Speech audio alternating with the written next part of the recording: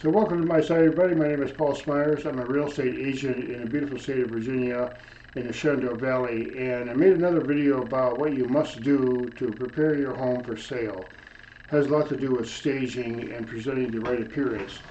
So I wanted to expand a little bit about that today and talk about what you can actually do that's going to be very effective actually to help the customers, the possible buyers, to really desire your property. And one of the things I mentioned in the previous video was decluttering. Just kind of reduce the amount of stuff that's in the property or in the home and so on. And a few details here. Sometimes you can just change a huge thing, a huge appearance by changing curtains. I did that recently on my own house, and I found some beautiful curtains on Amazon that weren't very expensive, and they just changed the whole character of the living room and the kitchen that I have. And there's things like that that you can do if you have some really interesting artifacts or something from your travels or something like I have and many people have. It could be crystals or something. Leave a little taste of it that around. Don't overwhelm the possible buyer with a whole bunch of too much stuff, if you know what I mean. Declutter. So I want to talk a little bit about the outside of the property. Now, when people go drive by your property these days, you can go on Zillow and you can see where the location is and say, honey, let's go drive by that property. I do that all the time. I drive by a property, but I know what to look for. Sometimes when you get to the property, you'll find out that right next door to you, there's a whole bunch of mess, and that has happened. Or, for example, there's shady trees that are going to block your yard, so you can't tell the neighbor, hey, cut down that tree because I need some sunshine in my yard. But that's not going to go over very well. So you need to drive by. But however you can present your property, think carefully about what's inside but also outside.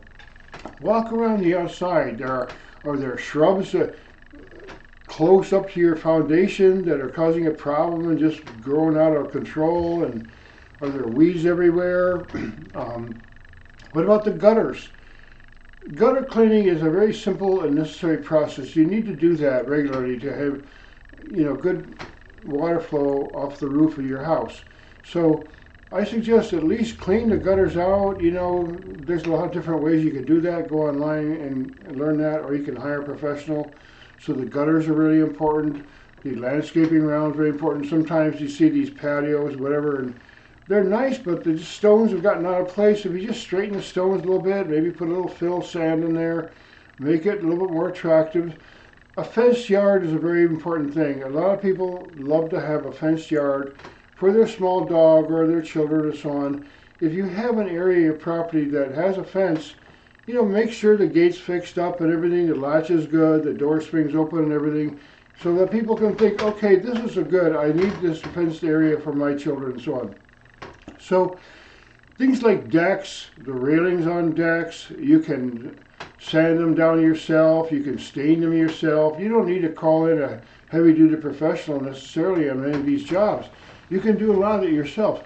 The same way with doorknobs that might be broken, or little window latches that might be broken, or maybe you got some panes of glass that are broken. Hire somebody, fix them, get that done, because perception. It's an interesting market we get into sometimes in Virginia and many other places, that a house can be on the market and within 5 days it's already got enough offers like, okay, we're doing it. That's the end of the, sorry, you missed out. You see, so if you put your house on the market and it's attractive, it's going to get those higher buyers. It's going to get competition. As opposed to somebody say, well, I really like that house, but man, it's a mess inside in that yard. They got all these kids' toys over there. I can't deal with it. So they go for something that maybe they prefer your property, but it isn't ready. You see, so I urge people to look around their property from a buyer's point of view, just drive by, have their friends drive by, make comments, because sometimes we get used to things that are on our property.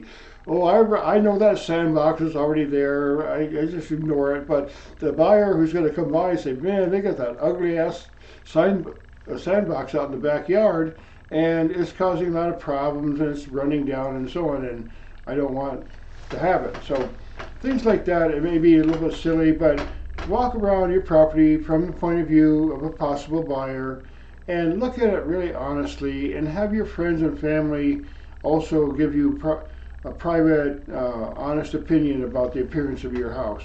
Sometimes you can either stain the deck or stain the stairs up the deck, the opening to the porch. Sometimes there's stairways that you have to maybe stain or sand down or fix up a little bit.